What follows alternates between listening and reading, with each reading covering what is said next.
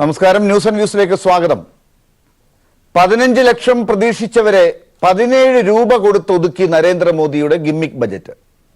എല്ലാവർക്കും പരിഗണനയെന്ന് മോദി പറയുമ്പോഴും അപമാനിച്ചു എന്ന പരാതിയുമായി കർഷകരുടെ രോദനം. തെരഞ്ഞെടുപ്പ് ലക്ഷ്യം വെച്ച് വാഗ്ദാനങ്ങളുടെ പെരുമഴയിൽ ഇലക്ഷൻ ബജറ്റ് 2019 പറഞ്ഞവസാനിപ്പിക്കുമ്പോൾ ജെയ്റ്റ്ലിയുടെ പകരക്കാരന് പറയാനുണ്ടായിരുന്നത് രാജ്യത്തിന്റെ സമ്പദ്ഘടനയെ സഹായിക്കുന്ന പ്രഖ്യാപനങ്ങളാണോ? ന്യൂസ് ആൻഡ് വ്യൂസ് മുന്നോട്ട് വയ്ക്കുന്ന പ്രധാന ചോദ്യങ്ങൾ ഇവയാണ്. മോദി സർക്കാരിൻ്റേത് തെരഞ്ഞെടുപ്പ് ലക്ഷ്യം വെച്ചുള്ള ജനപ്രിയ തന്ത്രങ്ങൾ. കർഷകരുടെ സ്വപ്നങ്ങൾക്ക് 6000 രൂപ വിലയിട്ട മോദിക്ക് ജനങ്ങളുടെ കോടതിയിൽ ജയിക്കാനാകും. ആദായ നികുതിയിൽ ഉദാരത കാട്ടിയുള്ള പ്രചരണത്തിൽ രാജ്യത്തിന്റെ തിളക്കം വർദ്ധിപ്പിക്കാൻ മോദിക്ക് കഴിയും. ഇടക്കാല ബജറ്റിന്റെ പരിമിതികൾ നോക്കാതെ തെരഞ്ഞെടുപ്പ് ബജറ്റ് അവതരിപ്പിച്ച കേന്ദ്ര സർക്കാരിൻ്റേത് ധാർമ്മികതയുള്ള നടപടിയാണ്. പശുവിനെ പരിഗണിക്കുമ്പോഴും പ്രളയം തകർത്ത കേരളത്തെ മറന്ന മോദിയോട് സംസ്ഥാനത്തിന് പൊറുക്കാനാകും. ആദ്യം പ്രധാന തലത്തിൽ ആദായ നികുതിയിൽ വൻ മാറ്റങ്ങൾ കൊണ്ടുവന്ന് സാധാരണ മധ്യവർഗത്തെ ഒക്കെ സഹായിച്ചു എന്ന പ്രചരണം ഇതിനകം നടക്കുന്ന ബജറ്റാണ് പീയൂഷ് ഗോയൽ ഇന്ന് പാർലമെന്റിൽ അവതരിപ്പിച്ചത്. ഈ പ്രചരണത്തിന്റെ മുനയൊടിക്കുന്ന കാര്യങ്ങളാണോ ഇപ്പോൾ കൂടുതൽ വിശകലനങ്ങളുടെ പുറത്തേക്ക് വരുന്നത് എന്നുകൂടി പരിശോധിക്കുകയാണ് ഇന്ന് കേന്ദ്ര ബജറ്റിന്റെ ന്യൂസ് ആൻഡ് വ്യൂസ് പരിശോധനയിൽ. ചർച്ചയുടെ ആദ്യഘട്ടത്തിൽ നമ്മളോടൊപ്പം പ്രമുഖ സാമ്പത്തിക വിദഗ്ധർ doctor Mary George, doctor K N Harilal, doctor Shaiju മോൻ, ശ്രീ മോഹൻ, മുൻ IRS ഉദ്യോഗസ്ഥൻ എന്നിവർ പങ്കെടുക്കും. ഒപ്പം BJP നേതാവ് പുരുഷോത്തമനും ചർച്ചയിൽ ആദ്യഘട്ടത്തിൽ ചേരും. ചർച്ചയിലേക്ക് കടക്കും മുമ്പ് ഒരു ചെറിയ ഇടവേളയിലേക്ക്. ഡോക്ടർ മേരി ജോർജ്, ഇടക്കാല ബജറ്റാണ് അവതരിപ്പിക്കേണ്ടത്. പക്ഷേ ഇന്ന് വരെ അവതരിപ്പിച്ചിട്ടുള്ള തെരഞ്ഞെടുപ്പിന് മുന്നോടിയായിട്ടുള്ള സകല ബജറ്റുകളെയും കടത്തിവെട്ടിയുള്ള പ്രഖ്യാപനങ്ങളും വാഗ്ദാനങ്ങളുമാണ് ഇന്ന് പീയൂഷ് ഗോയൽ പാർലമെന്റിൽ അവതരിപ്പിച്ചത് എന്നതാണ് നമുക്ക് മനസ്സിലാകുന്നത്. ഈ ബജറ്റിനെ എങ്ങനെ ഒറ്റ നോട്ടത്തിൽ വിശദീകരിക്കാം? അതായത് ലാല് പറഞ്ഞത് ഒരു വലിയ അർത്ഥത്തിൽ തന്നെ ശരിയാണ്. കാരണം ഒന്നാമത്തെ BJP ബജറ്റ്, അതായത് നരേന്ദ്രമോദി ഗവൺമെന്റ് ഒന്നാമത്തെ ബജറ്റ് മുതൽ പറഞ്ഞിരുന്ന പല വാഗ്ദാനങ്ങളും ബജറ്റിൽ പറഞ്ഞത് ഇതുവരെയും പാലിക്കപ്പെടാൻ കഴിഞ്ഞിട്ടില്ല. ഒരു പക്ഷേ അതിന് ഞാൻ ഗവൺമെന്റ് മാത്രം കുറ്റം പറയുന്നില്ല. കാരണം ഒരു ബജറ്റിൽ പറയുന്ന കാര്യങ്ങളെല്ലാം ആ വർഷമോ ഒരു പക്ഷേ 4-5 വർഷം കൊണ്ട് മാത്രം, ഇപ്പോൾ ഉദാഹരണത്തിന് സാഗർമാല അങ്ങനെ, അല്ലെങ്കിൽ ഹൈവേ പ്രോജക്റ്റ്, ഇതൊക്കെ വർഷങ്ങളോളം നീണ്ടുപോകുന്ന പദ്ധതികളാണ്. അപ്പോൾ അതുകൊണ്ടാകാം അതിലെ പല പദ്ധതികളും ഇപ്പോഴും പൂർത്തീകരിക്കപ്പെടാതെയുണ്ട്. പൂർത്തീകരിക്കപ്പെടാത്ത എല്ലാ പദ്ധതികളെയും ഒന്നൊന്നായി എടുത്ത് ചൂണ്ടിക്കാട്ടി ഇതൊക്കെ പിന്നെ ഇതിനൊക്കെ വേണ്ടി വക കൊള്ളിക്കുന്നു എന്ന് പറഞ്ഞ് ഈ ബജറ്റിൽ പറയുന്നുണ്ട്. പിന്നെ അതുപോലെ തന്നെ ഒന്ന് ഓർത്തു നോക്കുക, 2019 എല്ലാ വീടുകളും ഇലക്ട്രിഫൈ ചെയ്യും എന്നുള്ള പ്രോമിസ് കഴിഞ്ഞ ബജറ്റിലും അതിൻ്റെ അങ്ങേ ബജറ്റിലും ഉണ്ടായിരുന്നു. അത് വീണ്ടും ഇപ്പോഴും ആവർത്തിച്ചിട്ടുണ്ട്. പിന്നെ കഴിഞ്ഞ ബജറ്റിൽ പറഞ്ഞിരുന്ന 50 കോടി കുടുംബങ്ങൾക്ക് 5 ലക്ഷം രൂപ വീതം ഹെൽത്ത് സഹായം, ഇൻഷുറൻസ് സഹായം, അത് വീണ്ടും ആവർത്തിച്ചിട്ടുണ്ട്. ഇതുപോലെയുള്ള വാഗ്ദാനങ്ങൾ സത്യസന്ധമായി ഒരു ഒറ്റ വാചകത്തിൽ ഞാൻ പറയുകയാണെങ്കിൽ ഇത് വാഗ്ദാനങ്ങളുടെ ഒരു മഴയാണ് ഈ ബജറ്റ് എന്ന് തന്നെ പറയേണ്ടി വരും. അപ്പോൾ എന്ന് വെച്ചാൽ ഇതൊരു പോപ്പുലിസ്റ്റ് ബജറ്റായിട്ട് തന്നെ വേണം കണക്കാക്കാൻ. അങ്ങനെ ഒരു പോപ്പുലിസ്റ്റ് ബജറ്റ് എന്ന് ഞാൻ പറയുന്നതിന് പുറകിൽ വേറെയും പല കാരണങ്ങളും ഉണ്ട്. ഉദാഹരണത്തിന് ഒരു സമഗ്ര ബജറ്റ്, സമ്പൂർണ്ണ ബജറ്റ് ഇതിപ്പോൾ ഇടക്കാല ബജറ്റാണ് എങ്കിൽ പോലും അങ്ങനെ ഒരു ബജറ്റ് കൊണ്ടുവരുന്നതിന് മുൻപ് ഗവൺമെന്റ് വിവിധ വകുപ്പുകളുമായിട്ട്, രാജ്യത്തെ വിവിധ മേഖലകളിൽപ്പെട്ട വകുപ്പുകളുമായിട്ട് ഒക്കെ ചർച്ച നടത്തി എന്തൊക്കെയാണ് അവരുടെ പ്രശ്നങ്ങൾ, ആ മേഖലയിലെ പ്രശ്നങ്ങൾ എന്തൊക്കെയാണ് അവർ അടുത്ത വർഷത്തേക്ക് ആഗ്രഹിക്കുന്നത്, അവർക്ക് വേണ്ടത്, ഇത്തരം കാര്യങ്ങളൊക്കെ പഠിച്ച് വിദഗ്ധരുമായും ഒക്കെ പഠിച്ച് ആണ് ബജറ്റ് തയ്യാറാക്കുന്നത്. അങ്ങനെയുള്ള ഒരു പഠനം ഈ ബജറ്റിന്റെ പുറകിൽ നടന്നതായിട്ട് മനസ്സിലാക്കാൻ പറ്റിയിട്ടില്ല. പിന്നെ അതുപോലെ തന്നെ നമുക്ക് പാർലമെന്റിലെ ഒരു ബജറ്റ് അവതരിപ്പിക്കുന്നതിന് മുൻപ് ആ പോയ സാമ്പത്തിക വർഷം എങ്ങനെയാണ് നമ്മുടെ സമ്പദ്ഘടനയുടെ പെർഫോമൻസ്, എങ്ങനെയായിരുന്നു സമ്പദ്ഘടന മുൻപോട്ട് പോയത്, ഓരോ മേഖലകളിലും, ഇപ്പോൾ കാർഷിക മേഖല, അതുപോലെ തന്നെ വ്യാവസായിക മേഖല, സേവന മേഖല, വിദേശ വ്യാപാര മേഖല, ഈ ഈ പറയപ്പെട്ട മേഖലകളിലൊക്കെയുള്ള എന്താണ് പ്രവർത്തനം എങ്ങനെയായിരുന്നു, സമ്പദ്ഘടനയുടെ വളർച്ച എങ്ങനെ, ഇത്തരം കാര്യങ്ങളെ പറ്റിയൊക്കെ സമഗ്രമായ ഒരു രേഖ ജനങ്ങളുടെ മുൻപിൽ അവതരിപ്പിക്കുന്നതിന് പകരം പാർലമെന്റിന്റെ മുമ്പിൽ വെക്കുന്നു. അതാണല്ലോ സാമ്പത്തിക സർവേ റിപ്പോർട്ട് എന്ന് പറയുന്നത്. ആ സാമ്പത്തിക സർവേ റിപ്പോർട്ട് ഇതുവരെയും അവതരിപ്പിച്ചിട്ടില്ല. അതുകൊണ്ട് ഈ കഴിഞ്ഞ സാമ്പത്തിക വർഷം ഇന്ത്യൻ ഇക്കോണമിക്ക് എന്ത് സംഭവിച്ചു എന്നതിനെ പറ്റി ഇന്ത്യക്കാരായ നാം എല്ലാവരും തന്നെ ഇരുട്ടിലാണ്. അങ്ങനെ നമ്മളെ ഇരുട്ടിൽ നിർത്തിക്കൊണ്ട് ഒരു ബജറ്റ് കൊണ്ടുവരുമ്പോൾ നമുക്ക് അതിന്റെ സത്യസന്ധതയെ പറ്റി, അതിന്റെ സുതാര്യതയെ പറ്റി ഒക്കെ കടുത്ത ആശങ്ക അനുഭവപ്പെടും. ഡോക്ടർ മേരി ജോർജ്, ഞാൻ തിരിച്ചു വരാം. ശ്രീ പുരുഷോത്തമൻ, ഈ ബഡ്ജറ്റിന്റെ ഏറ്റവും ആദ്യത്തെ ഈ ഘട്ടത്തിലെ ചർച്ചയിൽ നമ്മൾ അന്വേഷിക്കുന്നത് സാമ്പത്തികമായ പ്രത്യാഘാതങ്ങൾ, എവിടെയൊക്കെയാണ് മോദി ധനത്തിന്റെ കാര്യത്തിലും റവന്യൂവിന്റെ കാര്യത്തിലും ഒക്കെ ഏത് രീതിയിലാണ് ഇടപെടലുകൾ നടത്തിയിരിക്കുന്നത്, രാജ്യത്തിന്റെ സാമ്പത്തിക സ്ഥിതിയെ എങ്ങോട്ടേക്ക് കൈപിടിച്ചു കൊണ്ടുപോകുന്നു എന്നൊക്കെയുള്ള അന്വേഷണമാണ്. അതൊരു പക്ഷേ ഒരു ഇടക്കാല ബഡ്ജറ്റിൽ വരാൻ പോകുന്ന പ്രഖ്യാപനങ്ങളെക്കാൾ കൂടുതൽ രാജ്യം ഇതുവരെ എങ്ങനെ ഈ 5 വർഷം മുന്നോട്ട് പോയി എന്നത് തന്നെ അറിയാനും പറയാനുമായിരിക്കണം ശ്രമിക്കേണ്ടത്. അതാണ് ധാർമ്മികമായി നടക്കേണ്ടത്. അതൊക്കെ കാറ്റിൽ പറത്തിക്കൊണ്ടൊരു പ്രഖ്യാപനങ്ങളുടെ കോൺഗ്രസിനെ പോലെയുള്ള പ്രതിപക്ഷ കക്ഷികളെ കൊണ്ട് ഇത് പ്രകടന പത്രികയാണെന്ന് പറയിക്കുന്ന രീതിയിൽ, ബഡ്ജറ്റിന്റെ വില താഴ്ത്തുന്ന രീതിയിൽ ഒരു പ്രകടന പത്രികയായി പോയോ ശരിക്കും എന്ന വിമർശനത്തിനോട് എന്ത് മറുപടി പറയും?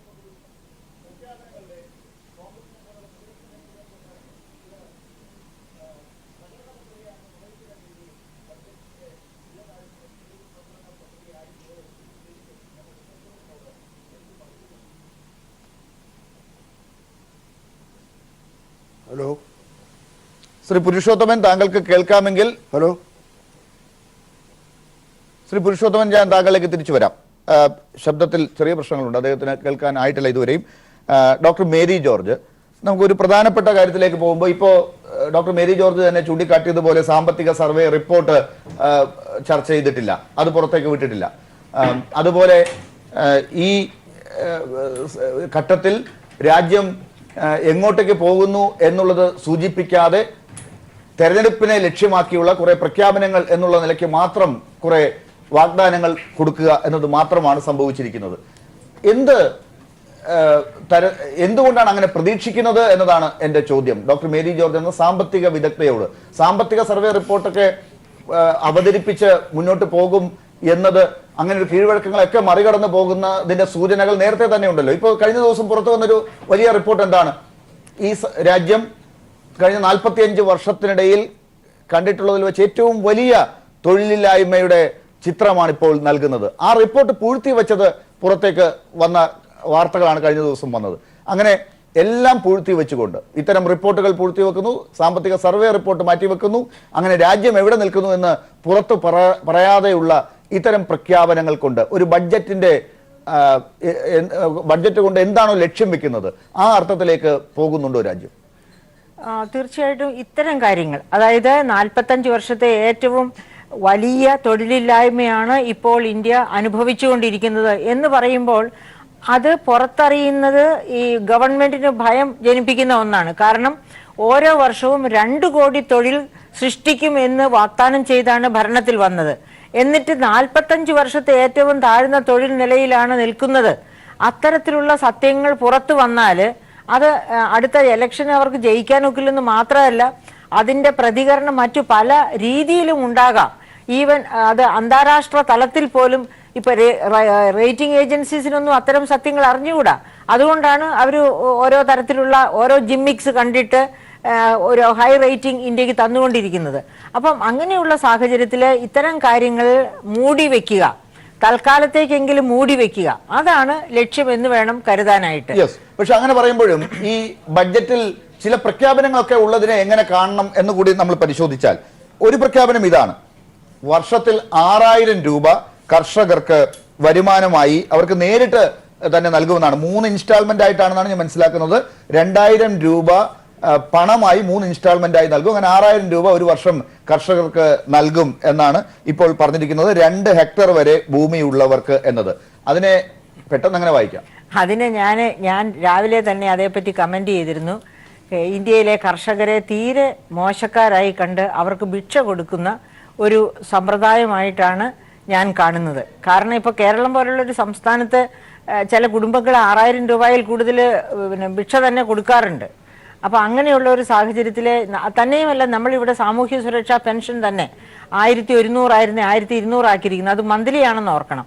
അങ്ങനെ സാമൂഹ്യ സുരക്ഷാ പദ്ധതികൾ നടപ്പിലാക്കുന്ന ഒരു സംസ്ഥാനമാണ് കേരളം. കേരളം പോലുള്ള ഒരു സംസ്ഥാനത്തിന് ഇത്തരം പ്രഖ്യാപനങ്ങളോട് കേട്ട് ചിരിക്കാനല്ലാതെ അല്ലെങ്കിൽ സഹതപിക്കാനല്ലാതെ വേറെ ഒരു തരത്തിലുള്ള പ്രതികരണവും സാധ്യമല്ല. ശരി, ഞാൻ തിരിച്ചു വരാം.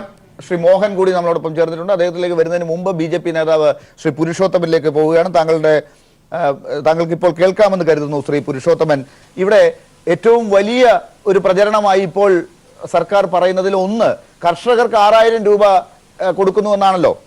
2 ഹെക്ടർ വരെയുള്ള ഭൂമിയുള്ള കൃഷിഭൂമിയുള്ള കർഷകർക്ക് 6000 രൂപ 3 ഇൻസ്റ്റാൾമെന്റായി 2000 രൂപ ഓരോ ഇൻസ്റ്റാൾമെന്റിലും നൽകുന്നു എന്നതാണ്. ഇത് എല്ലാ ഭൂമിയുടെ ഉടമസ്ഥർക്കും നൽകുമോ, അതോ ഈ പട്ടയം കിട്ടാത്തവർക്ക് ഇങ്ങനെ കിട്ടുമോ? എത്രയോ പേർക്ക് ആ പ്രശ്നങ്ങളുണ്ട്. ഈ സ്ത്രീകളായ കർഷകർക്ക് ഒരുപാട് പ്രശ്നങ്ങൾ ഇപ്പോഴും ഭൂമിയുമായി ബന്ധപ്പെട്ട് ഉത്തരേന്ത്യൻ സംസ്ഥാനങ്ങളിലുണ്ട്. അവർക്ക് കിട്ടുമോ? എങ്ങനെ ഇത് നടപ്പിലാക്കും? എത്ര രൂപ ഇതിൽ നീക്കിവെച്ചു എന്നുള്ളത്, ഈ നീക്കിവെച്ച രൂപ കൊണ്ട് ഇത് ഇത്രയും പേർക്ക് കൊടുക്കാൻ സാധിക്കുമോ? ഇങ്ങനെയൊക്കെയുള്ള വലിയ ചോദ്യങ്ങളൊന്നും, അതിന് ഉത്തരങ്ങളൊന്നും കൊടുക്കാത്ത ഒരു ബഡ്ജറ്റാണിത്. അപ്പോ പ്രഖ്യാപനങ്ങൾ മാത്രം കൊണ്ട് എന്താണ് ഉദ്ദേശിക്കുന്നത്?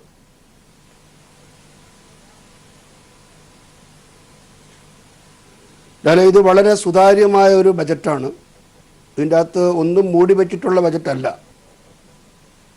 എല്ലാവർക്കും 2 ഹെക്ടർ ഭൂമിയുള്ളവർക്ക് 6000 രൂപ കൊടുക്കുമെന്ന് പറഞ്ഞത് അത് പട്ടയോ മറ്റു കാര്യങ്ങളോ ഒന്നും. 2 ഹെക്ടർ ഭൂമി ആരുടെ പേരിലുണ്ടോ, കർഷകനുണ്ടോ, അവർക്ക് തീർച്ചയായിട്ടും കിട്ടും. ഈ പേരിലില്ലാത്തവരുടെ രാജ്യമാണിത്. ഭൂമി പേരിലില്ലാത്തവരുടെ കഥയാണ് ഞാൻ ചോദിച്ചത്. ബഹുഭൂരിപക്ഷം മണ്ണിൽ പണിയെടുക്കുന്ന കർഷകർക്കും സ്വന്തം ഭൂമി അവരുടെ പേരിലില്ലാത്തൊരവസ്ഥയുണ്ട്.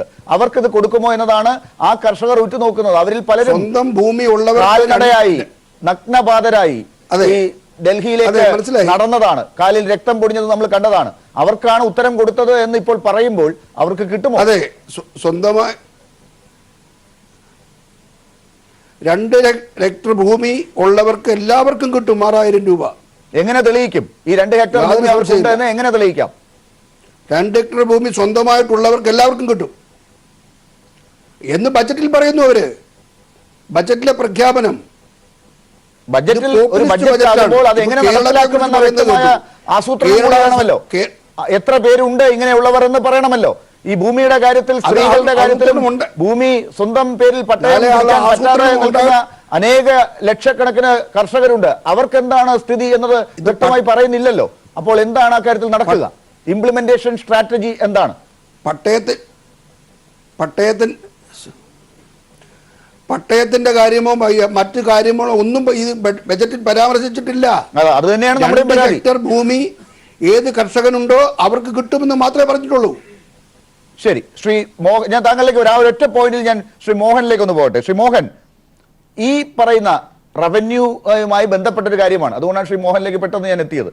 ഈ പറയുന്ന ഭൂമിയുമായി ബന്ധപ്പെട്ട കാര്യത്തിൽ ഇങ്ങനെ ഒരു പറച്ചിൽ പറഞ്ഞു പോകുന്ന ബഡ്ജറ്റിൽ തെരഞ്ഞെടുപ്പ് ലക്ഷ്യമാക്കിയുള്ള ഒരു പ്രചരണായുധം എന്നതിനപ്പുറം എന്തെങ്കിലും ഒരു നടപടിക്ക് ഒറ്റയടിക്ക് സാധ്യമാണോ? ഒരു പ്രതിസന്ധി വർദ്ധിപ്പിക്കുന്ന ഒരു വാചകമല്ലേ അത്? കൊടുക്കാൻ സാധിക്കുന്നതാണോ? ഇത് തെരഞ്ഞെടുപ്പ് ബഡ്ജറ്റാണ്, സംശയമൊന്നുമില്ല കാര്യത്തിൽ. പക്ഷേ ഇവിടെ 2-3 കാര്യങ്ങൾ ഇവരുടെ കമ്മി കണക്കിൽ ഒളിഞ്ഞു കിടപ്പുണ്ട്.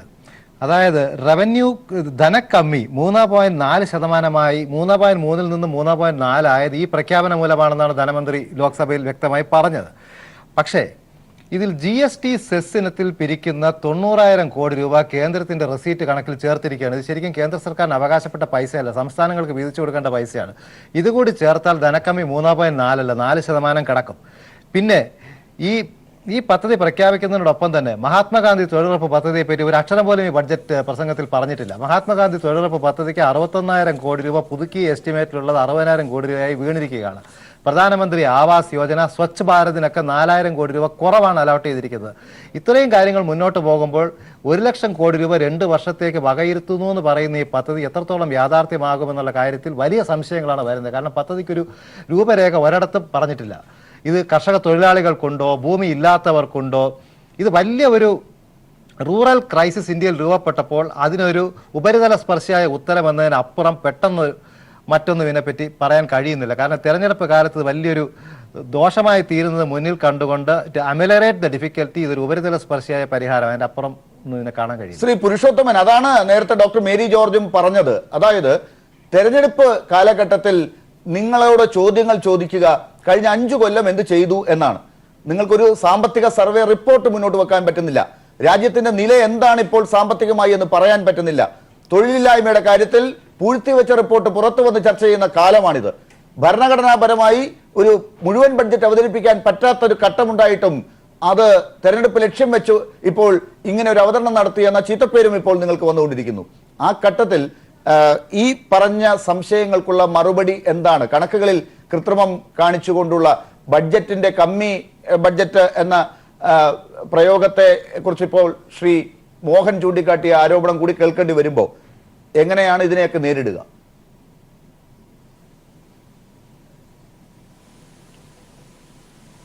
ഞാൻ ആദ്യം പറഞ്ഞു, ബഹുമാനായ പി കരുണാകരനും പി കെ ബിജുവും മേരി ജോർജും എല്ലാം പറഞ്ഞൊരു കാര്യം എന്താണെന്ന് ചോദിച്ചു കഴിഞ്ഞാൽ, ഈ ഗവൺമെൻറ്റിന് ഇങ്ങനൊരു ബജറ്റ് അവതരിപ്പിക്കാൻ പറ്റില്ല, നിയമപരമായ സാധുതയില്ല എന്നവർ പറയുകയുണ്ടായി. അങ്ങനെയുള്ള അവസരത്തിൽ ഇലക്ഷൻ വരികയാണ്, 28 ദിവസമേ ഉള്ളെന്ന് കൂടെ കൂട്ടിച്ചേർക്കുകയുണ്ടായി. ഈ സമയത്ത് ഒരു സാമ്പത്തിക സർവേയൊക്കെ നടത്തി എല്ലാ കാര്യത്തിലും ഒരു വ്യക്തമായ ഓരോ പട്ടയ കാര്യങ്ങളിലും അതുപോലുള്ള എല്ലാ കാര്യങ്ങളിലും ഒരു വിശദീകരണത്തിന് സമയമുണ്ട് ഇല്ല എന്നുള്ളത് പരമാർത്ഥമാണ്, നമുക്ക് എല്ലാവർക്കും അറിയാവുന്ന. പീയൂഷ് ഗോയലും ഇതേ അറിവ് വെച്ചാണോ പാർലമെന്റിൽ പ്രസംഗിച്ചതെന്ന് മേരി ജോർജ് തമാശ തോന്നുകയാണ്.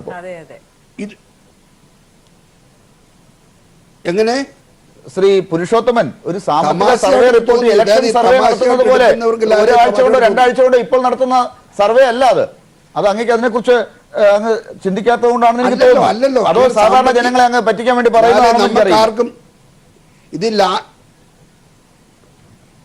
ഒരിക്കലും അല്ലല്ലോ. അത് ലാലിനും എനിക്കറിയാലോ.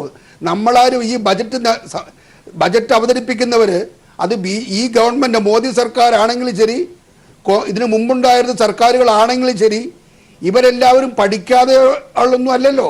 ഇവരെ കൂടെ ചർച്ച ചെയ്തിട്ട് തന്നെ ആയിരിക്കുമല്ലോ. ഇതിനകത്തുള്ള ഏറ്റവും വലിയൊരു ധാർമ്മികതയുടെ ലംഘനം എന്ന് പറയുന്നത് ഒരു ബഡ്ജറ്റ് അവതരിപ്പിക്കുന്നതിന് മുൻപ് തൊട്ട് തലേ ദിവസം ഒരു കീഴ്വഴക്കം തന്നെയാണ് രാജ്യത്തിന്റെ സാമ്പത്തിക സർവേ റിപ്പോർട്ട് പുറത്തേക്ക് വിടുക എന്നുള്ളത്. ഇന്നലെ സംസ്ഥാനത്തിന്റെ റിപ്പോർട്ട് മിനിഞ്ഞാന്ന് നമ്മൾ ചർച്ച ചെയ്തു. ഇന്നലെ ഡോക്ടർ തോമസ് ഐസക് ഇന്നലെ ബഡ്ജറ്റ് അവതരിപ്പിച്ചു. മിനിഞ്ഞാന്ന് സാമ്പത്തിക സർവേ റിപ്പോർട്ട് പുറത്തു വന്നു. അത് നമ്മൾ ചർച്ച ചെയ്തു. രാജ്യത്ത് കഴിഞ്ഞ തവണ നടന്ന സംഭവമാണ് സാമ്പത്തിക സർവേ റിപ്പോർട്ട് പുറത്ത് വിടുക, അത് ചർച്ച ചെയ്യുക, അതിന്റെ അടിസ്ഥാനത്തിൽ രാജ്യം എങ്ങോട്ട് പോകുന്നത് മനസ്സിലാക്കുക, ബഡ്ജറ്റിൽ അതിനെ വിലയിരുത്തുക എന്നുള്ളത്. അങ്ങനെ ഒന്നും ചെയ്തില്ല എന്നത് പോകട്ടെ, ഭരണഘടനാ സ്ഥാപനങ്ങളോടും ആ തരത്തിലുള്ള രീതികളോടുമുള്ള ഒരു സമീപനം എന്താണെന്നുള്ളത് തെളിയിക്കുന്നു. അതവിടെ പോകട്ടെ. പക്ഷേ തെരഞ്ഞെടുപ്പിലേക്ക് പോകുന്നു എന്നത് നേരത്തെ അറിയാവുന്ന കാര്യമാണല്ലോ. 5 വർഷം 5 ബഡ്ജറ്റ് അവതരിപ്പിച്ച് മുന്നോട്ട് പോയതാണല്ലോ. എന്ത് ചെയ്തു, പറഞ്ഞത് എന്ത് പൂർത്തിയാക്കി എന്ന് പറയുന്നതിന് പകരം ഇനിയും ചെയ്യാൻ പോകുന്ന കഥകൾ, പഴയ വാഗ്ദാനങ്ങളുടെ ലംഘനം പാടെ മറക്കാൻ വേണ്ടിയുള്ള തന്ത്രങ്ങൾ, അതാണ് ആരോപണം.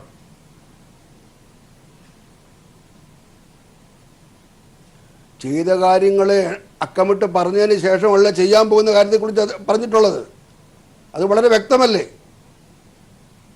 അത് അല്ലാതെ ഒരു ഒരു ഒരു ഒരു ഞാൻ മേരി ജോർജ് പറഞ്ഞൊരു പോപ്പുലിസ്റ്റ് ബജറ്റ് തന്നെയാണിത്. അതിന് യാതൊരു സംശയമില്ല, അത് നമുക്ക് എല്ലാവർക്കും അറിയാവുന്ന കാര്യമാണ്. പക്ഷേ ഇതിൻ്റെ അകത്ത് എല്ലാ സാമ്പത്തിക സർവേ ഈ ഒരു സംഗതി മാത്രമാണ് മുന്നോട്ട് വെച്ചിട്ട്, അത് മുന്നോട്ട് വെച്ചിട്ടില്ല. ബാക്കിയെല്ലാം പൊള്ളത്തരമാണെന്ന് ഒരു വശത്തും, സാമ്പത്തിക സർവേ മുന്നോട്ട് വെച്ചിട്ടില്ലെന്ന് വേറൊരു വശത്തും, അതല്ല ഇതൊന്നും അവതരിപ്പിക്കാനുള്ള നിയമസാധുത ഇല്ലെന്നും പറയുന്നു.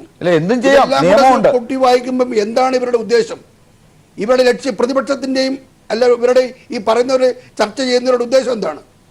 ഞാൻ അങ്ങോട്ട് ചോദിക്കുകയാണ്. ശ്രീ പുരുഷോത്തമൻ, ഈ റിപ്പോർട്ടൊക്കെ തള്ളിക്കളയൂ. നിങ്ങൾ ഇതൊന്നും വിശ്വസിക്കുന്നില്ലല്ലോ. വേറെ ചില അടിസ്ഥാനത്തിലാണ് നിങ്ങൾ ഇതൊക്കെ അവതരിപ്പിക്കുന്നു എന്നുള്ളത് പറഞ്ഞ് തെളിയിച്ചോളൂ. അത് ജനങ്ങളോട് പറയൂ. പക്ഷേ രാജ്യത്ത് ഇതുവരെയുള്ള കീഴ്വഴക്കമാണ് പറഞ്ഞത്. സാമ്പത്തിക സർവേ റിപ്പോർട്ട് ആണ് രാജ്യത്തിന്റെ സ്ഥിതി മുന്നോട്ട് വെക്കുന്ന റിപ്പോർട്ട്. അതൊരു ചില്ലറ നോട്ടീസ് അച്ചടിച്ചിറക്കും പോലത്തെ ഒരു രേഖയല്ല അത്.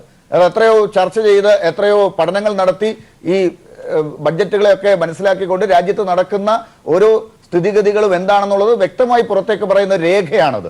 അതൊരിക്കലും ഒരു ഗവൺമെന്റും രാഷ്ട്രീയം നോക്കാതെ തന്നെ അതിൽ കള്ളത്തനം കാണിക്കാൻ ശ്രമിച്ചിട്ടില്ല. ഇവിടെ തന്നെയും ഇപ്പോൾ പൂഴ്ത്തിവെക്കാനേ ആകുന്നുള്ളൂ. അതിൽ ക്രമക്കേട് കാട്ടിയെന്ന് ആരും പറഞ്ഞിട്ടില്ല. രണ്ടാമത്, ഈ തൊഴിലിന്റെ അവസ്ഥയെക്കുറിച്ച് ഒരു റിപ്പോർട്ട് വന്നത് പൂഴ്ത്തിവെച്ചതാണ് നേരത്തെ പറഞ്ഞത്. രാജ്യത്ത് 2 കോടി തൊഴിൽ കൊടുക്കുമെന്ന് പറഞ്ഞ് അധികാരത്തിലേക്ക് വന്നവരുടെ 5ാം വർഷം പൂർത്തിയാകുമ്പോൾ എന്താണ് പുറത്തേക്ക് വരുന്നത്? 45 വർഷത്തെ കാലയളവിനിടയിൽ ഇന്നുവരെ കണ്ടിട്ടില്ലാത്ത തൊഴിലില്ലായ്മ എന്ന്. അതിന്റെ പുറത്താണ് ഈ ബഡ്ജറ്റ് സർ. ആ ബഡ്ജറ്റ് എങ്ങനെയാണ് നമുക്ക് ഈ പറയുന്ന പോപ്പുലിസ്റ്റ് ബഡ്ജറ്റ് കൊണ്ട് രാജ്യത്ത് ഇനിയും നിങ്ങൾ എന്തൊക്കെയോ ചെയ്യാൻ പോകുന്നു എന്നത് വിശ്വസിക്കാനാകുക? ലാലെ, ഒരു കാര്യം കൂടി ഞാൻ കൂട്ടിച്ചേർത്തോട്ടെ അതിന്റെ കൂടെ. ഒരു മിനിറ്റ് ശ്രീ പുരുഷോത്തമൻ, താങ്കൾ പറഞ്ഞോളൂ. പുരുഷോത്തമൻ അതും കൂടി കേട്ടിട്ട് പറയും. അതാ എനിക്ക് പറയാനുള്ളത്. ശ്രീ പുരുഷോത്തമൻ പറയുന്നത് പോലെ ബജറ്റ് എന്ന് പറയുന്നത് അത്ര ലാഘവ ബുദ്ധിയോടെ കാണുകയും കൈകാര്യം ചെയ്യേണ്ട ഒന്നല്ല. അതൊരു കോൺസ്റ്റിറ്റ്യൂഷണൽ ഓബ്ലിഗേഷൻ ആണ്. തെരഞ്ഞെടുത്ത ഗവൺമെന്റിന്റെ ഒരു കോൺസ്റ്റിറ്റ്യൂഷണൽ ഓബ്ലിഗേഷൻ.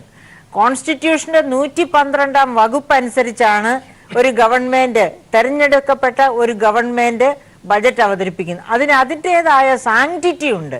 ആ സാങ്ക്ടിറ്റി കളഞ്ഞു ശ്രീമതി മേരി ജോർജ് തന്നെയല്ലേ പറഞ്ഞത്?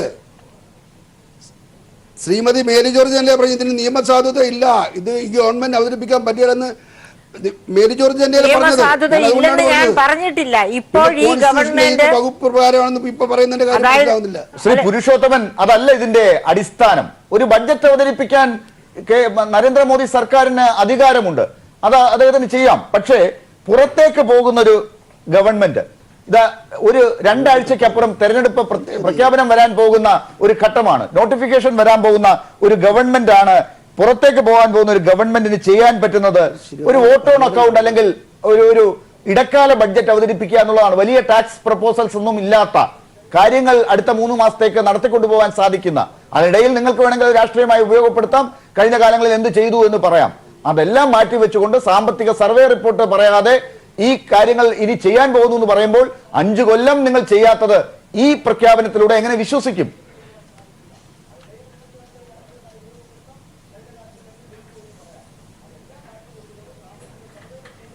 ശ്രീ പുരുഷോത്തമൻ,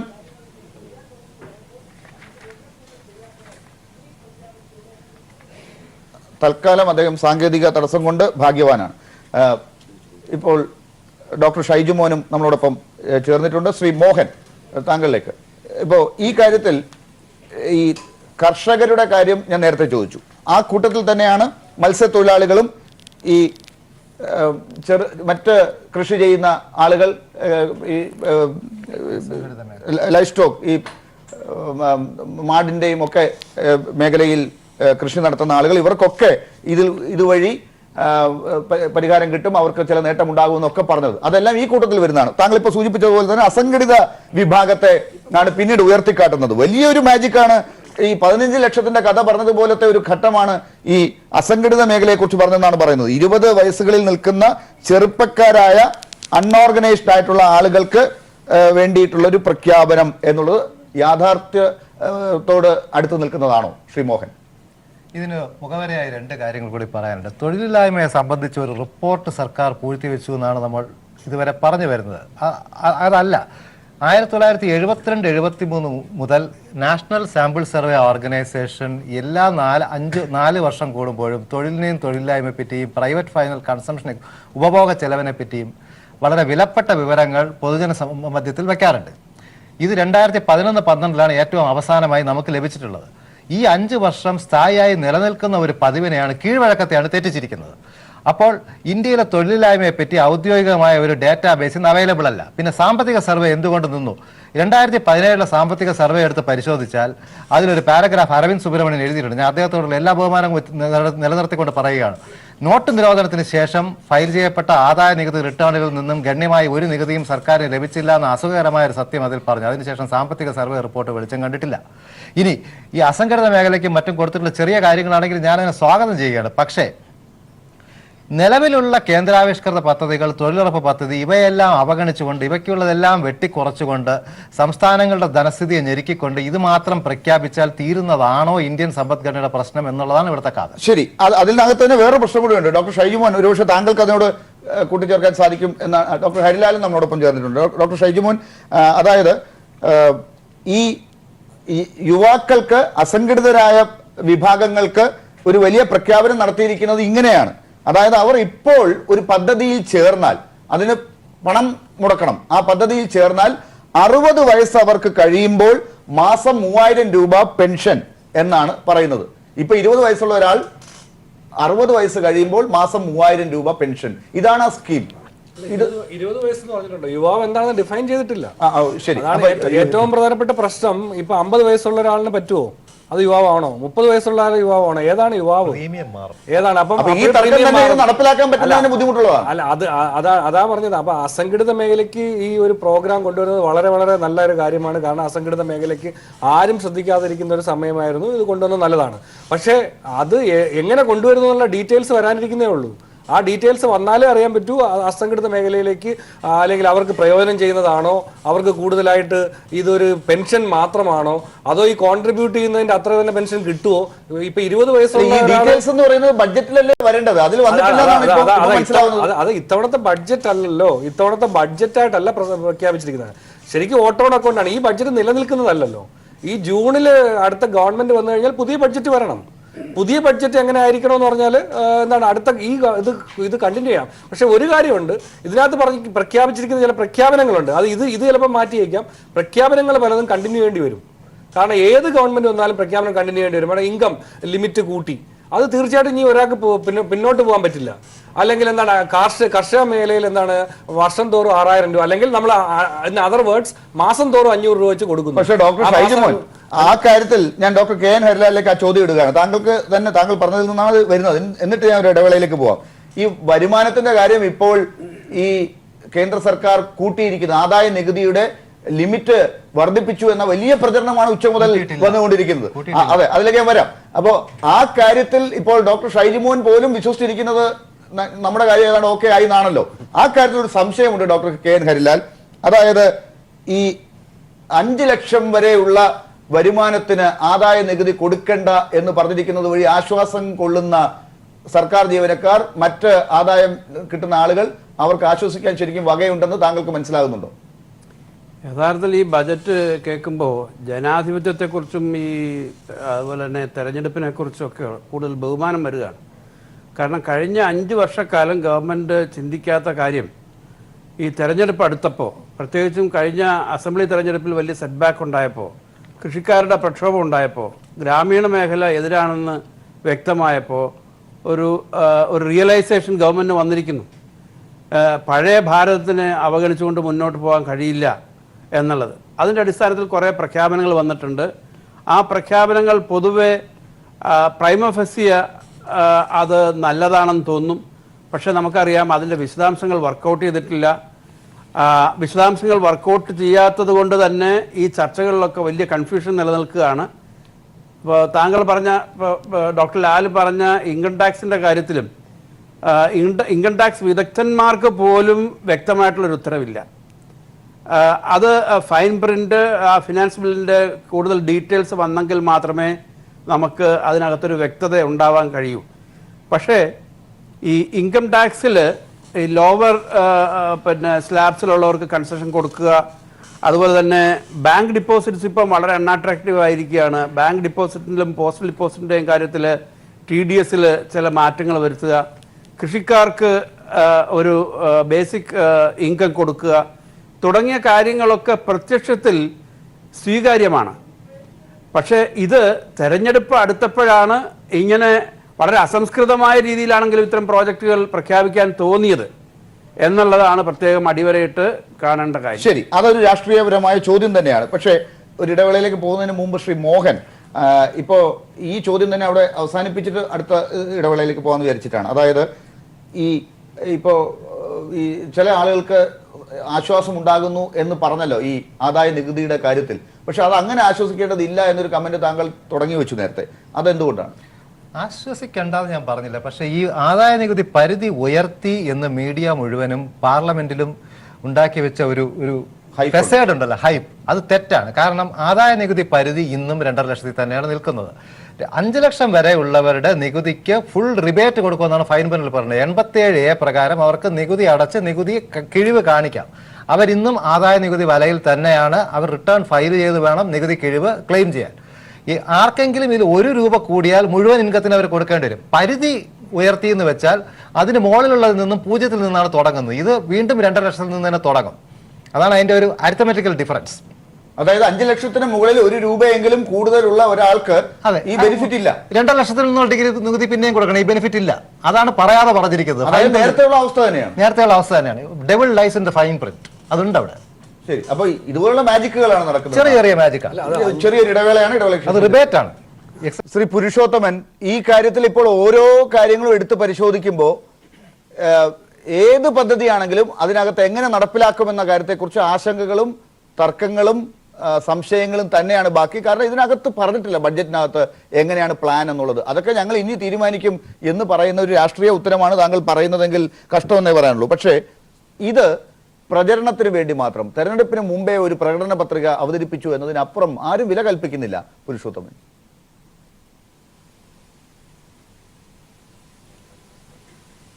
ആരും വില കൽപ്പിക്കുന്നില്ല. ഇതിനെക്കുറിച്ച് നീണ്ട ചർച്ചയുടെ ആവശ്യമുണ്ടോ എന്ന് എനിക്ക് തോന്നുന്നു. ഇല്ല, ഇത് വില കൽപ്പിക്കുന്നുണ്ട്.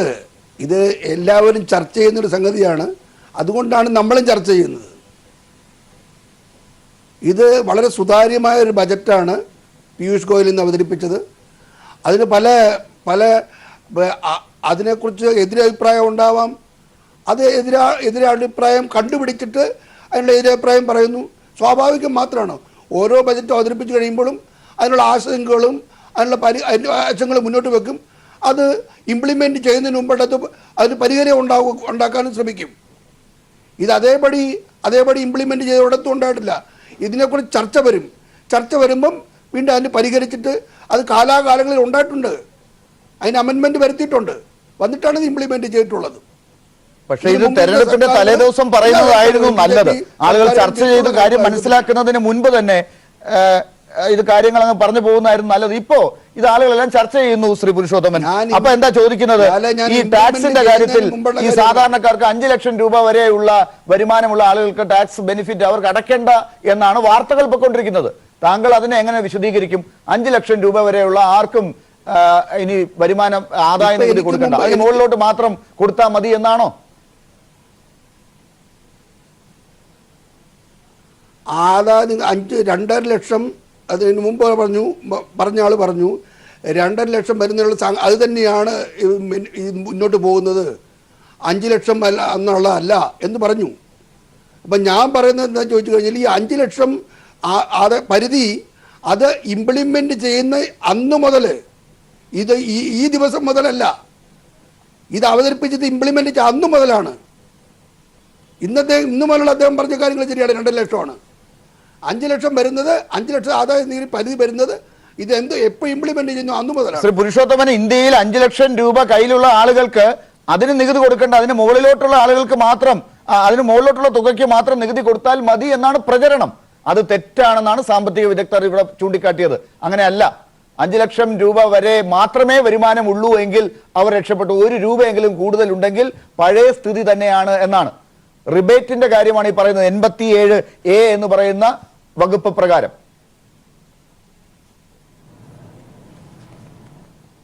അത് വളരെ വ്യക്തമല്ലേ? അത് അണ്ടർസ്റ്റുഡ് അല്ലേ? അത് പ്രത്യേകിച്ച് എന്റെ വായിൽ നിന്ന് ഞാൻ പറയണോ? വേണ്ട, അത് വ്യക്തമാക്കി കൊടുക്കാൻ ഇവിടെ രാഷ്ട്രീയ കക്ഷികൾ ഇനിയിപ്പോ ഇറങ്ങും. അതാണ് നിങ്ങളുടെ മുഖവിലേക്ക് എടുക്കണം. നിങ്ങൾ ഈ പറഞ്ഞ അർത്ഥത്തിലല്ല, ഇപ്പോൾ മാധ്യമങ്ങളിൽ വന്നുകൊണ്ടിരിക്കുന്നത് പോലെയല്ല എന്നുള്ളത് ഇനി നിങ്ങളുടെ എതിരാളികൾ പറയും. ചെയ്യട്ടെ. ശരി, ഇനി രണ്ടാമത്തെ കാര്യം ഇവിടെ ചർച്ച ചെയ്യട്ടെ. നേരത്തെ സൂചിപ്പിച്ച കർഷകരുടെ കാര്യത്തിൽ 6000 രൂപ വെച്ച് കൊടുക്കുന്നു.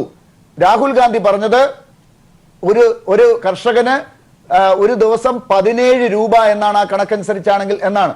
ഒരു കർഷകന് 17 രൂപയ്ക്ക് നിങ്ങൾ വില കൽപ്പിച്ചത്, വിലയിട്ടത് നരേന്ദ്രമോദി ഏത് കണക്ക് വെച്ച് കൂട്ടിയപ്പോഴാണ്?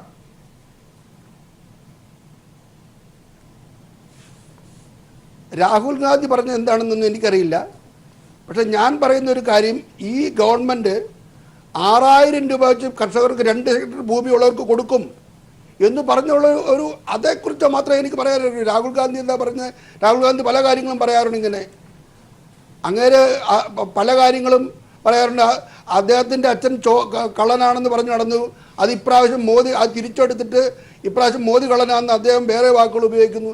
ഇത് രാഹുൽ ഗാന്ധി പറഞ്ഞ വാക്കുകൾക്കെല്ലാം മറുപടി പറയാൻ ഞാൻ ആളല്ല. ശരി, അപ്പൊ ഈ രാജ്യത്ത് ആരെങ്കിലും സംശയം ചോദിച്ചാൽ അവരോടൊന്നും മറുപടിയില്ല. ഞങ്ങൾ ഇത് ഇങ്ങനെ തന്നെ ചെയ്യുന്നതാണ്. മൂന്നാമത്തെ കാര്യം, ഈ യുവാക്കൾക്ക് ഒരു പ്രത്യേക പദ്ധതി തുടങ്ങിയിരിക്കുകയാണ്. അവർക്ക് പെൻഷൻ കിട്ടും എന്നാണ്. മാസം തോറും 3000 രൂപ. യുവാക്കൾ നാളെ മുതൽ 3000 രൂപ പെൻഷന് വേണ്ടി അപേക്ഷിച്ചാൽ കിട്ടുമോ? അവർക്ക് 60 വയസ്സ് കഴിയുമ്പോൾ മാസം കിട്ടുമെന്നാണ്. അപ്പോൾ ഏത് യുവാവിനെയാണ് ഉദ്ദേശിച്ചത്? ഇതാണ് ആശങ്ക ലാലേ. യുവാക്കൾക്ക് 3000 രൂപ വെച്ച് പെൻഷൻ കിട്ടുമെന്ന് പറഞ്ഞ് യുവാക്കൾക്ക് കിട്ടും. അത് 60 പൈസ അയാൾക്ക് കിട്ടുമെന്ന് പറയാൻ പറ്റുമോ? 60 പൈസ അയാൾ യുവാവാണോ? ഞാൻ യുവാവാണോ? അല്ലല്ലോ. യുവാക്കൾക്ക് കിട്ടുമെന്ന് യുവാക്കൾക്ക്. ആ യുവാവിന് എത്ര വയസ്സ് വരെയാണ് യുവാവെന്നുള്ളത് നമുക്കെല്ലാവർക്കും അറിയാം. യുവാക്കൾക്ക് 3000 രൂപ കിട്ടുമെങ്കിൽ 3000 രൂപ കിട്ടും. ശ്രീ പുരുഷോത്തമൻ, താങ്കൾ ഒരു യുവാവായിട്ട് തന്നെയാണ് എന്റെ കാഴ്ചയിൽ തോന്നുന്നത്. അത് കുറയാതിരിക്കട്ടെ. പക്ഷേ ഈ പീയൂഷ് ഗോയൽ പറഞ്ഞിരിക്കുന്നത് ഈ ചെറുപ്പക്കാർക്ക്, അസംഘടിതരായ ചെറുപ്പക്കാർക്ക് ഒരു സ്കീം എന്നാണ്. ആ ചെറുപ്പക്കാർ ആരാണെന്നാണ് ചോദിക്കുന്നത്. 20 വയസ്സുള്ള ഒരാൾ ചെറുപ്പക്കാരനാണല്ലോ. അയാൾ ഈ പദ്ധതിയിൽ ചേർന്നാൽ ഈ സ്കീം അനുസരിച്ച് 60 വയസ്സ് കഴിയുമ്പോഴാണ് മാസം 3000 വെച്ച് കിട്ടുക എന്ന് പറഞ്ഞാൽ 2019 കഴിഞ്ഞ് 40 വർഷം കഴിഞ്ഞതിന് ശേഷം 2060 മുതലാണ് കിട്ടുക. 2060 ഈ ചെറുപ്പക്കാരനൊക്കെ അതുവരെ കാത്തിരിക്കണം 3000 രൂപയ്ക്ക് ജീവനോട്. അതല്ല അങ്ങനെ പറയും. യുവാക്കൾ എന്ന് പറയുമ്പോൾ അവിടെ 60 വയസ്സിനല്ലേ ലാലെ? 60 വയസ്സുകാരൻ യുവാവാണെന്ന് പറയാൻ പറ്റുമോ നമുക്ക്? യുവാക്കൾക്ക് കൊടുക്കുന്നത് യുവാക്കൾക്ക് കൊടുക്കും. ഇത് വളരെ ഹിപ്പോത്തറ്റിക്കൽ ഒരു ക്വസ്റ്റ്യൻ ആണ് ശരിക്കും. ഞാൻ തിരിച്ചു വരാം ശ്രീ പുരുഷോത്തമൻ, ഞാൻ തിരിച്ചു വരാം. ഡോക്ടർ മേരി ജോർജ്, ഈ രാജ്യത്തെ പാവപ്പെട്ട ആളുകൾ നരേന്ദ്രമോദി പറയുമ്പോഴും ശ്രീ പുരുഷോത്തമൻ ഇത് പറയുമ്പോഴും കേട്ടിരിക്കുകയാണ്. അവർ വിശ്വസിക്കുന്നത് ഇതൊക്കെ എന്തോ വലിയ കാര്യമായിട്ട് തന്നെയാണെന്നാണ്. സാമ്പത്തിക ശാസ്ത്രം വെച്ച് നോക്കുമ്പോൾ ഓരോ ദിവസവും ഇതൊക്കെ കേൾക്കേണ്ടി വരുമ്പോൾ എത്രമാത്രം ഈ ബഡ്ജറ്റിനെ കുറിച്ചും ഈ സാമ്പത്തിക ശാസ്ത്രത്തിന്റെ നിലവാരത്തെക്കുറിച്ച്, ഇവർ കണക്കാക്കി വെച്ചിരിക്കുന്ന നിലവാരത്തെക്കുറിച്ചും ഒക്കെ മതിപ്പ് തോന്നുന്നുണ്ട് ഡോക്ടർ മേരി ജോർജ്?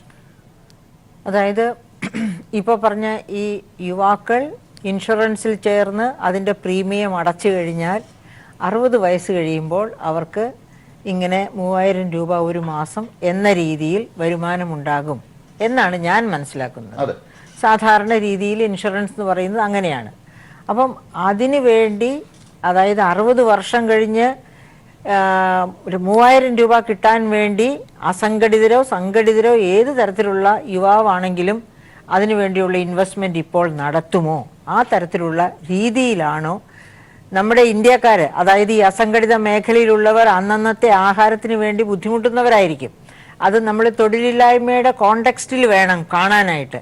ഏറ്റവും കടുത്ത തൊഴിലില്ലായ്മ അനുഭവിച്ചുകൊണ്ടിരിക്കുന്ന ഒരു കാലഘട്ടത്തിൽ നിങ്ങൾ ഇത്ര രൂപ നിക്ഷേപിക്കൂ, 60 വയസ്സ് കഴിയുമ്പോൾ 3000 വെച്ച് പെൻഷൻ തരാം എന്നുള്ള ഓഫർ ബദിരകർണങ്ങളിലെ അത് ചെന്ന് പതിക്കൂ എന്നാണ് എനിക്ക് തോന്നുന്നത്. സാധാരണ രീതിയിൽ അത്തരം ഓഫറുകളിലൊന്നും ആരും തന്നെ വീഴാൻ സാധ്യതയില്ല. അല്ലെങ്കിൽ നിങ്ങളുടെ ഇൻഷുറൻസ് പ്രീമിയം, സാധാരണ ഗവൺമെൻറ്റുകൾ അങ്ങനെയാണ് ചെയ്യാറുള്ളത്. പ്രീമിയം ഗവൺമെൻറ് അടയ്ക്കുക, ഇത്തരക്കാരെ ഇൻഷുറൻസിൽ ചേർത്തുകൊണ്ട്.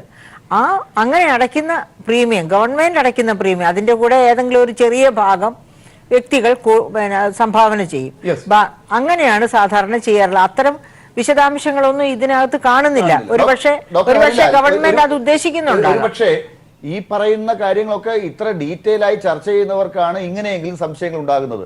അതൊന്നും ആഗ്രഹിക്കുന്ന ആളുകളല്ലല്ലോ തെരഞ്ഞെടുപ്പിന് മുൻപ് ഇത്തരത്തിലുള്ള ചർച്ചകൾക്ക് വേണ്ടി മാത്രം ബഡ്ജറ്റിൽ പ്രഖ്യാപനം നടത്തുന്നത്. മറ്റൊരു വിഷയം, ഈ Mahatma Gandhi rural employment guarantee scheme പ്രകാരമുള്ളതാണ്. 61,000 കോടി രൂപയാണ് റിവൈസ്ഡ് എസ്റ്റിമേറ്റ് ആയിട്ട് പറഞ്ഞിരിക്കുന്നത്. അത് 2018 ഡിസംബറിലെ കണക്കനുസരിച്ച് തന്നെ അതിനപ്പുറം ആവശ്യമുള്ള ഒരു ഘട്ടമാണെന്ന് തെളിഞ്ഞിട്ടുണ്ട്. ഇപ്പോൾ 61,000 കോടി രൂപ നീക്കിവെച്ചു എന്ന് പറയുന്നത് എത്രമാത്രം യാഥാർത്ഥ്യവുമായിട്ട് പൊരുത്തപ്പെടുന്ന കാര്യമാണ്?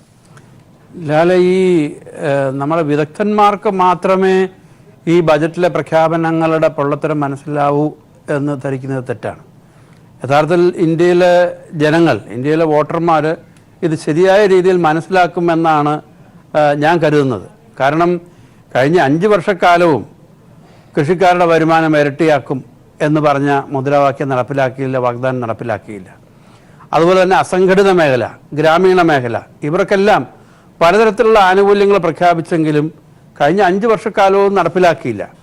പക്ഷേ കഴിഞ്ഞ 5 വർഷക്കാലം നമുക്കറിയാം ശതകോടീശ്വരന്മാരുടെ സ്ഥിതി വളരെ മെച്ചപ്പെട്ടതായിരുന്നു. അതുപോലെ തന്നെ ബാങ്കിൽ നിന്ന് 10 ലക്ഷം കോടി രൂപ കടത്തിക്കൊണ്ടുപോയ, കിട്ടാക്കടമാക്കിയ വൻകിടക്കാരെ ഒന്നും ഈ ഗവൺമെൻറ് ചെയ്യാൻ തയ്യാറായില്ല, മുൻ UPA ഗവൺമെൻറ്റും ചെയ്യാൻ തയ്യാറായില്ല. നമ്മൾ ചർച്ച ചെയ്യുമ്പോൾ ആ കാര്യം കൂടെ പ്രത്യേകം പരിഗണിക്കണം. ഇപ്പോൾ രാഹുൽ ഗാന്ധിയുടെ മെച്ചങ്ങളെക്കുറിച്ച് പറയുമ്പോൾ UPA ഗവൺമെൻറ്, 1ഉം 2ഉം UPA ഗവൺമെൻറ്റിൻ്റെ കാലത്ത് ഈ നിയോ ലിബറൽ പോളിസീസ് വന്നതിൻ്റെ ഫലമായിട്ടാണ് നമ്മുടെ കാർഷിക മേഖല മുഴുവൻ തകർന്നു പോയത്, നമ്മുടെ നാട്ടിലെ റബ്ബർ തകർന്നു പോയത്, നമ്മുടെ നാട്ടിലെ തോട്ടവിളകൾക്ക് വലിയ സെറ്റ് ബാക്ക് ഉണ്ടായത്, നമ്മുടെ നാട്ടിൽ ഇന്ത്യയിലൊട്ടാകെ കൃഷിക്കാരുടെ ആത്മഹത്യ വ്യാപകമായത്. ഇപ്പോൾ തെരഞ്ഞെടുപ്പ് വന്ന ഘട്ടത്തിൽ ഉടനെ കൃഷിക്കാർക്ക് വേണ്ടി ഒരു വലിയ പരിപാടി പ്രഖ്യാപിക്കുന്നു. അതുപോലെ തന്നെ അസംഘടിത മേഖലയിലെ തൊഴിലാളികൾക്ക് വേണ്ടി ഒരു പരിപാടി പ്രഖ്യാപിക്കുന്നു. ആ പ്രഖ്യാപനം കേട്ട് തെറ്റിദ്ധരിക്കുന്നവരല്ല യഥാർത്ഥത്തിൽ ഇന്ത്യയിലെ വോട്ടർമാരിൽ മഹാഭൂരിപക്ഷവും. കുറച്ച് പേരെ തെറ്റിദ്ധരിപ്പിക്കാൻ പറ്റും. പക്ഷേ ആ തെറ്റിദ്ധാരണ ഈ പറഞ്ഞതുപോലെ വിപുലമായ ചർച്ച വരുമ്പോൾ അത് മാറും. ഇപ്പോൾ ഈ പദ്ധതികളുടെ കാര്യം വിശദാംശങ്ങൾ നമുക്കറിയാം. ശരിയായിട്ടുള്ള ഹോംവർക്ക്, ശരിയായിട്ടുള്ള പ്രിപ്പറേഷൻ ഈ പദ്ധതികളുടെ പുറകിൽ വന്നിട്ടില്ല. ഇപ്പോൾ ഉദാഹരണത്തിന് കൃഷിക്കാരുടെ കാര്യത്തിൽ 2 ഹെക്ടറിൽ താഴെ സ്ഥലമുള്ളവർക്കെല്ലാം ഈ പരിപാടി ഈ ആനുകൂല്യം കൊടുക്കുമെന്ന് പറയുന്നു. നമ്മുടെ കേരളത്തിലാണെങ്കിൽ തോട്ടം മേഖല ഒഴിച്ചു കഴിഞ്ഞാൽ മിക്കവാറും എല്ലാ കൃഷിക്കാരും 2 ഹെക്ടറിൽ താഴെ ഭൂമിയുള്ളവരാണ്. അപ്പോൾ അവിടെ ഒരു സംശയം വരുന്നു. ഇപ്പോൾ ഈ ഒരുപാട് ചർച്ചയിൽ ഉന്നയിക്കപ്പെടുന്നൊരു കാര്യമാണ്, ഭൂമി ഇല്ലാത്ത കൃഷിക്കാരുടെ സ്ഥിതി എന്താണ്? കേരളത്തിൽ ലീസിനടുത്ത് കൃഷി ചെയ്യുന്നവർ ധാരാളമാണ്. ഇന്ത്യയിലെ ഇതര സംസ്ഥാനങ്ങളിൽ അങ്ങനെയുള്ള കൃഷിക്കാരുടെ എണ്ണം വളരെ കൂടുതലാണ്. അവർക്കാണ് ഏറ്റവും ആദ്യം ഇത്തരം ആനുകൂല്യം കൊടുക്കേണ്ടത്. അവരുടെ കാര്യം എന്താവും? അതുപോലെ തന്നെ ഒരു വീട്ടിൽ 5-6 കുടുംബാംഗങ്ങൾക്ക് എല്ലാവർക്കും 2 ഹെക്ടർ താഴെയുള്ള ഭൂമി ഉണ്ടെങ്കിൽ അവർക്കെല്ലാം കൊടുക്കുമോ? അപ്പോൾ ഒരു വീട്ടിൽ എത്ര പേർക്ക് കൊടുക്കും? ഈ ലിസ്റ്റ്, ഈ ഗുണഭോക്താക്കളുടെ ലിസ്റ്റ് തയ്യാറാണോ? അടുത്ത മാസം മുതൽ പൈസ കൊടുക്കുമെന്നാണ് പറയുന്നത്. നമുക്കറിയില്ല. ഒരുപക്ഷെ പെട്ടെന്ന് തെരഞ്ഞെടുപ്പിന് മുമ്പ്, തൊട്ട് മുമ്പ് 2000 രൂപ ചിലരുടെ എല്ലാ അക്കൗണ്ടിലേക്ക് വരാനുള്ള സാധ്യതയുണ്ട്. വളരെ അൺപ്രിപ്പയർഡ് ആയിട്ടായിരിക്കും ഇത് പോകുന്നത്. തെരഞ്ഞെടുപ്പ് സമയത്ത് നേരിട്ട് ബൂത്ത് അടിസ്ഥാനത്തിൽ പോയി പൈസ വിതരണം ചെയ്യുന്നതിന് പകരം അക്കൗണ്ടിലേക്ക് തെരഞ്ഞെടുപ്പിന് വേണ്ടിയിട്ടുള്ള ഒരു ഡോള് പോലെ വരുന്നൊരു പരിപാടിയായിട്ടായിരിക്കും ഇത് തുടങ്ങി വെക്കുക. ശരി, ഒരു ചെറിയ ഇടവേളയിലേക്ക് പോയിട്ട് ചർച്ചയിലേക്ക് തിരിച്ചെത്താം. ഡോക്ടർ ഷൈജുമോൻ, ഒരുപക്ഷെ ഇപ്പോൾ ഡോക്ടർ ഹരിലാൽ പറഞ്ഞതനുസരിച്ചാണെങ്കിൽ ഈ പണം കൊടുത്ത് വോട്ട് വാങ്ങുക എന്നുള്ളതിലേക്ക് ഒരു ഇൻഡയറക്റ്റ് ആയി പോകുന്ന ഒരു പരിപാടിയാണ്. ഇൻഡയറക്റ്റ് വോട്ട് ക്യാമ്പയിനിങ് ആണ് ഈ നടക്കുന്നത് എന്നതാണ്. നോട്ട് നിരോധനം ഉണ്ടാക്കി വെച്ച തകർച്ചയുടെ ഫലമായി സാമ്പത്തിക സർവേ റിപ്പോർട്ടിലെ അവസ്ഥകൾ പുറത്തു കാണിക്കാൻ പറ്റാത്ത അവസ്ഥയാണെന്ന് നേരത്തെ ശ്രീ മോഹനും ചൂണ്ടിക്കാട്ടി. അതൊക്കെ ശരിക്കും മറച്ചുവെക്കാൻ വേണ്ടിയുള്ള തത്രപ്പാടിലുള്ള പ്രഖ്യാപനങ്ങളായി തന്നെയാണോ കാണേണ്ടത്? പ്രത്യേകിച്ച് ആയുഷ്മാൻ ഭാരതിന്റെ കാര്യത്തിലും നേരത്തെ MNREGA കാര്യത്തിലും പറഞ്ഞതുപോലെ യാഥാർത്ഥ്യമായി പൊരുത്തപ്പെടാത്ത രീതിയിലുള്ള തുകകളുടെ പ്രഖ്യാപനങ്ങൾ. അല്ല, ഈ ബഡ്ജറ്റിലുടനീളം പറയുന്നത് കഴിഞ്ഞ 5 വർഷം കൊണ്ട് ഈ ഇന്ത്യ എത്രത്തോളം വളർന്നു, അതായത് ഇപ്പം നമ്മുടെ എയിം എന്ന് പറഞ്ഞാൽ 5 വർഷം കഴിഞ്ഞ് ഏകദേശം 7-8 ട്രില്യണിൽ 10 ട്രില്യണിലേക്കൊക്കെ എത്തിക്കുക എന്നുള്ളതൊക്കെയാണ്. അപ്പോൾ പക്ഷേ ഈ എത്തിക്കുന്നത് ഇരിക്കട്ടെ, ഗ്രോത്ത് ഉണ്ടാക്കട്ടെ, പക്ഷേ ഈ ഗ്രോത്തിന്റെ ബെനിഫിറ്റ്സ് എല്ലാവരിലും എത്തുക എന്നുള്ളത് ഏറ്റവും വലിയൊരു കാര്യമാണ്. ഇപ്പം ഗവൺമെന്റ് ഏജൻസിയായ നാഷണൽ സാമ്പിൾ സർവേ ഓർഗനൈസേഷൻ പുറത്തുവിട്ട കണക്കുകളാണ് അൺഎംപ്ലോയ്മെന്റ് റേറ്റ് കൂടുന്നു എന്ന് കാണിച്ചത്. അതായത് ഗ്രോത്ത് ഉണ്ടാവുന്നുണ്ട്, വളർച്ച വരുന്നുണ്ട്, പക്ഷേ തൊഴിലില്ലായ്മ കൂടുന്നുമുണ്ട്. അതിനർത്ഥം വളർച്ചയുടെ ബെനിഫിറ്റ്, അതായത് ഓരോ രൂപ ഉണ്ടാകുമ്പോഴും ആ വെൽത്ത് ക്രിയേഷൻ നടക്കുന്നത് ഏതെങ്കിലും പാർട്ടിൽ മാത്രമാണ്. വേറൊരു കാര്യം പറയാനുള്ളത്, നമ്മുടെ ഡെവലപ്മെന്റ് എവിടെ ചെന്നെത്തി? അതായത് ഇപ്പം ഹ്യൂമൻ ഡെവലപ്മെന്റ് ഇൻഡെക്സ് നോക്കിക്കഴിഞ്ഞാൽ ഇന്ത്യയുടെ പൊസിഷൻ എന്ന് പറഞ്ഞാൽ 130th ആണ്. ഗ്രോത്തിൽ ഈ 6th ലാർജസ്റ്റ് എന്ന് ഈ ബഡ്ജറ്റ് പറയുമ്പം അതോടൊപ്പം പറയേണ്ട ഒരു കാര്യമാണ് ഡെവലപ്മെന്റൽ ആസ്പെക്ട്സിൽ ഇന്ത്യയുടെ, അതായത് വികസനം നോക്കിയാൽ 130ാമത്തെ റാങ്കിലാണ്. ഇനി ഒരു കാര്യം കൂടെ സൂചിപ്പിക്കാനുള്ളത്, കഴിഞ്ഞ വർഷത്തെ നമ്മുടെ കഴിഞ്ഞ സാമ്പത്തിക ഉപദേഷ്ടാവ് അരവിന്ദ് സുബ്രഹ്മണ്യം പറഞ്ഞ കുറച്ച് കാര്യങ്ങളുണ്ട്. ഇപ്പൊ ഈ നമ്മുടെ ടോയ്ലറ്റുകളുടെ എണ്ണം കൂട്ടുമെന്ന് പറയുന്നു. LPG കണക്ഷൻ അടുത്ത വർഷം ഈ വരുന്ന ഫൈനാൻഷ്യൽ ഇയറിൽ 8 കോടി ആക്കുമെന്ന് പറഞ്ഞു, അതായത് 2 കോടിയും കൂടെ കൂട്ടുമെന്ന് പറയുന്നു. ഗ്യാസ് കണക്ഷൻസ് കൊടുക്കും, ഇലക്ട്രിസിറ്റി ഫ്രീ ആയിട്ട് കൊടുക്കും, ഇങ്ങനെയുള്ള പല കാര്യങ്ങളും പറയുന്നുണ്ട്. പക്ഷെ അരവിന്ദ് സുബ്രഹ്മണ്യം അന്ന് ബഡ്ജറ്റിൽ എക്കണോമിക് സർവേയിൽ പറഞ്ഞൊരു കാര്യമുണ്ട്, ടോയ്ലറ്റുകൾ കൊടുക്കുന്നതല്ല പ്രശ്നം, ടോയ്ലറ്റുകൾ അവർ ഉപയോഗിക്കുകയും കൂടെ ചെയ്യണം. അവർ ടോയ്ലറ്റുകൾ ഉപയോഗിക്കുന്നില്ലെന്നാണ് പഠനങ്ങൾ കാണുന്നത്. അതുപോലെ തന്നെ എന്താണ് ഈ ജൻധൻ യോജനകളുടെ ബാങ്ക് അക്കൗണ്ടുകൾ കൊടുക്കുന്നു, പക്ഷെ ബാങ്ക് അക്കൗണ്ടുകൾ എത്ര പേര് ഉപയോഗിക്കുന്നുണ്ടെന്ന് ഇപ്പോഴും എന്താണ് മണി ലെൻഡേഴ്സ് അതിൻ്റെ ആക്ടിവിറ്റീസ് ഉണ്ടെന്നാണ് RBI പറയുന്നത്. 30% അഗ്രികൾച്ചർ ക്രെഡിറ്റ് നീഡ്സ് ഇപ്പോഴും മണി ലെൻഡേഴ്സ് തന്നെയാണ്. അപ്പോൾ അവിടെയൊക്കെയാണ് പ്ലക്ക് ചെയ്യേണ്ടത്. അപ്പോൾ ആ പ്ലക്ക് ചെയ്യാതെ നമ്മളിപ്പോൾ ഈ കർഷകനിപ്പം എന്താണ് ഈ 2000 രൂപ കൊടുക്കുന്നു, 2000 രൂപ പീരിയോഡിക്കലായിട്ട് 6000 രൂപ കൊടുക്കുന്നു. ഈ 6000 രൂപ ഡയറക്റ്റ് ബെനിഫിറ്റ് ട്രാൻസ്ഫറിലൂടെ ബാങ്കിലെത്തും, ബാങ്കിൽ നിന്ന് ഡയറക്റ്റ് ആയിട്ട് കർഷകനെത്തുമെന്ന് പറയുന്നു. പക്ഷേ ഇവിടെ നമ്മൾ സംഭവിച്ച 2-3 സ്റ്റഡികൾ ഇപ്പം വന്നിട്ടുള്ളത് പറയുന്നത് എന്താണെന്ന് പറഞ്ഞാൽ, കർഷകരുടെ ബാങ്ക് അക്കൗണ്ടുകൾ ഓപ്പറേറ്റ് ചെയ്യുന്ന ഇപ്പം മിഡിൽമെൻ ആണ്. അവരുടെ ബാങ്ക് അക്കൗണ്ടുകൾ അവരുടെ ആധാർ വഴി ഓപ്പറേറ്റ് മിഡിൽമെൻ ആണ്. ഈ കർഷകർ ബാങ്കിൽ പോകുന്നില്ല, ബാങ്ക് കർഷകരുടെ അടുത്തേക്ക് എത്തുന്ന ഒരു സ്കീം കൊണ്ടുവന്നു. അവർക്ക് പേടിയാണ്. കർഷകർ പറയുന്നത് എന്താണ്, അല്ലെങ്കിൽ റൂറൽ ഏരിയകളിലെ ആൾക്കാർ പറയുന്നത്, പരിചയമില്ലാത്ത ഒരാളുടെ എൻ്റെ പണം കൊടുക്കുന്നതിനേക്കാളും എനിക്ക് അയൽവക്കത്ത് പരിചയമുള്ള, എൻ്റെ അടുത്ത് പരിചയമുള്ള എൻ്റെ ബന്ധുവിൻ്റെ പണം കൊടുക്കുന്നതാണ് എനിക്ക് വിശ്വാസം. അതിനാണ് ഒരു വേർഡ് ഈ ബഡ്ജറ്റിൽ ഉപയോഗിച്ചത്, നമ്മൾ ബിഹേവിയറൽ ചേഞ്ചസ് കൊണ്ടുവരണം. അതായത് അതിൻ്റെ അർത്ഥം എന്താണ്, കൾച്ചറലി ലിങ്ക്ഡ് ആയിട്ടുള്ള ഈ എക്കണോമിക് ബിഹേവിയറിന്റെ ചേഞ്ചസ് കൊണ്ടുവരാൻ ഇനി എത്ര നാൾ എടുക്കുമെന്നറിയില്ല, പക്ഷെ ആ ചേഞ്ചസ് കൊണ്ടുവരണം എന്നുള്ളൊരു ഊന്നൽ ഈ ബഡ്ജറ്റിൽ എടുത്തെടുത്ത് പറയുന്നുണ്ട്, ബിഹേവിയറൽ ചേഞ്ചസ് കൊണ്ടുവരണം എന്നുള്ളത്. ശരി, ശ്രീ മോഹൻ, ഒരുപക്ഷെ ഈ കാര്യങ്ങളൊക്കെ വെച്ച് നോക്കുമ്പോൾ എത്രത്തോളം പ്രായോഗികമായി പരിശോധിച്ചും പഠിച്ചും തന്നെയാണ് ബഡ്ജറ്റിനെ കണ്ടിരിക്കുന്നത് എന്നുള്ള കാര്യത്തിൽ ഇനിയൊരു തർക്കത്തിന്റെ ആവശ്യമില്ല. അങ്ങനെ പ്രതീക്ഷിക്കുന്നുമില്ല, അങ്ങനെ ലക്ഷ്യം വെച്ചിട്ടുമില്ല. തെരഞ്ഞെടുപ്പ് തന്നെയാണ് ലക്ഷ്യം എന്നുള്ളതാണ്.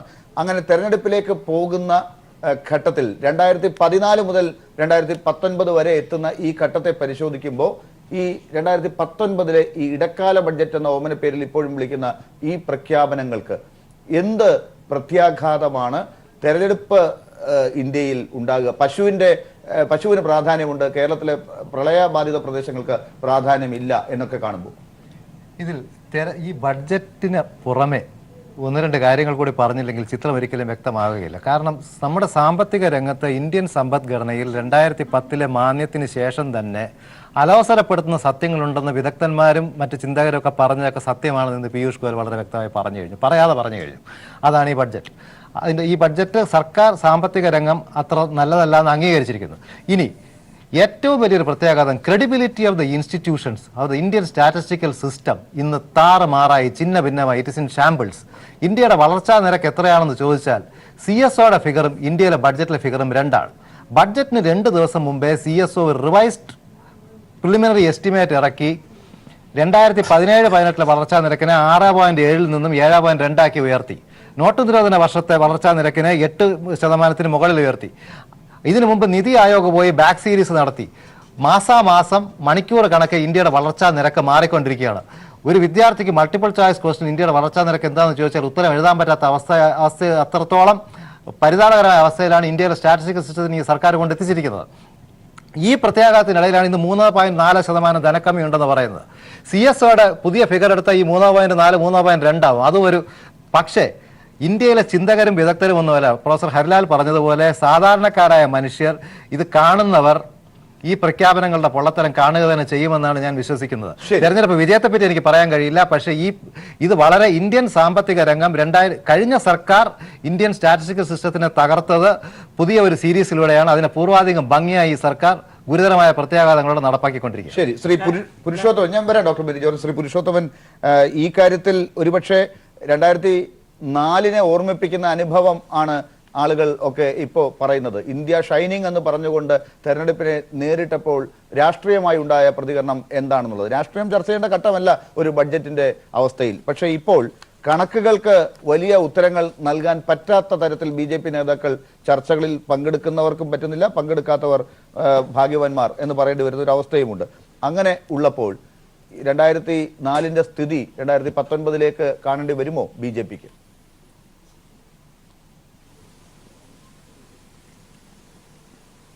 തീർച്ചയായിട്ടും 2019 ഈ ബജറ്റ് ഇതിനു മുമ്പേ സംസാരിച്ച ഡോക്ടർ ഹരിലാൽ മോഹൻ ഇവരൊക്കെ പറഞ്ഞ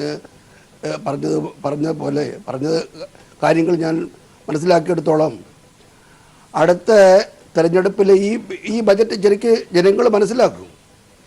ജനങ്ങളത് എല്ലാ കാലത്തും എല്ലാവരും വിഡ്ഢികളാക്കാൻ പറ്റില്ലല്ലോ. ജനങ്ങളിത് മനസ്സിലാക്കിയിട്ട് ജനങ്ങൾ അതിൻ്റെ പൊള്ളത്തരമാണോ, ഇത് ശരിയായ ബജറ്റാണോ, ഇത് ഇംപ്ലിമെൻ്റ് ചെയ്യാൻ പറ്റുന്നതാണോ, ഈ കാര്യങ്ങളെക്കുറിച്ച് ജനങ്ങൾ മനസ്സിലാക്കിയിട്ട് ജനങ്ങൾ വോട്ട് ചെയ്യും. വോട്ട് ചെയ്തിട്ട് ഈ ഗവൺമെൻറ് തന്നെ BJP ഗവൺമെൻറ് മോദി സർക്കാർ തന്നെ തിരിച്ചു വരും എന്നുള്ള വിശ്വാസമാണ് എനിക്കുള്ളത്. ലോക രാഷ്ട്രങ്ങൾ മുഴുവനും ഇവിടുത്തെ ബജറ്റിനെ കുറിച്ച്, ഇവിടുത്തെ ഈ ഇന്ത്യൻ ഇക്കോണമിയെക്കുറിച്ച് പ്രകീർത്തിക്കുമ്പോൾ ഇവിടുത്തെ ജനങ്ങൾ, പ്രത്യേകിച്ച് കേരളത്തിലുള്ളവർ, നമ്മൾ ഇതിനെക്കുറിച്ച് പുച്ഛിച്ച് സംസാരിക്കുകയാണ്. മോദി സർക്കാരിനെയും കേരളത്തിന് അഭിമാനിക്കാൻ എന്തുണ്ട്? പുച്ഛിക്കാതെ അഭിമാനിക്കാൻ എന്ത് കൊടുത്തു ഇപ്പോൾ പീയൂഷ് ഗോയലിന്റെ ഈ ബഡ്ജറ്റിൽ? അപ്പൊ എന്തെല്ലാം കാര്യങ്ങൾ ചെയ്തു അദ്ദേഹം, എന്തെല്ലാം കാര്യങ്ങൾ ചെയ്തു. ഞാൻ ആദ്യം പറഞ്ഞു, മുദ്രാ ലോണ്, സ്വച്ഛ് ഭാരത്, യോഗ ഇന്റർനാഷണൽ നമ്മളെ അനുകരിച്ചുകൊണ്ട് ലോക രാഷ്ട്രങ്ങൾ മുഴുവൻ ഓരോ രാജ്യങ്ങളിലും യോഗ ചെയ്യുന്നു. അവര് നമ്മൾ അഭിമാനിക്കണ്ടേ ഈ കാര്യത്തില്? ഈ സാധാരണ ഭാരത്, ഈ നമ്മുടെ നാടൊക്കെ കൊടുക്കേണ്ടത്. നമ്മുടെ കേരളത്തിലെ അവസ്ഥ അറിയാമല്ലോ. ഈ കേരളത്തിന്റെ അവസ്ഥ അറിയാമല്ലോ എന്നാണ് അങ്ങോട്ട് ചോദിക്കുന്നത്. പ്രളയം ബാധിച്ച കേരളത്തിൽ എന്ത് കൊടുത്തു എന്നത്, പ്രളയം ബാധിച്ച കേരളം എന്താണ് ആവശ്യപ്പെട്ടത് എന്നത് എന്ത് കണക്കാക്കിയാണ് വിലയിരുത്തിയത് എന്നത് തന്നെയാണ് ബാക്കി നിൽക്കുന്ന ചോദ്യം. ഈ ഘട്ടത്തിൽ ചർച്ച ഇപ്പോൾ ഒന്നാം ഘട്ട ചർച്ച അവസാനിപ്പിക്കുകയാണ്. ചർച്ചയുടെ അടുത്ത ഘട്ടത്തിലേക്ക് വീണ്ടും പോവുകയാണ്. വലിയ രാഷ്ട്രീയ ചോദ്യങ്ങൾ കൂടി അടുത്ത 1 മണിക്കൂറിൽ ഉണ്ടാകും. ആ ചർച്ചയിലേക്ക് ഞാൻ തിരിച്ചു വരാം. ശ്രീ മോഹൻ, ആ ഘട്ടത്തിൽ നമുക്ക് ചർച്ച ചെയ്യേണ്ടി വരും. ഒരു ഇടവേളയ്ക്ക് ശേഷം ആ വലിയ ചർച്ചയിലേക്ക് കൂടി തിരിച്ചെത്താം. അതിഥികൾ ചർച്ചയിൽ തുടരും, പുതിയ അതിഥികളും ചേരും. ഇടവേളയിലേക്ക്.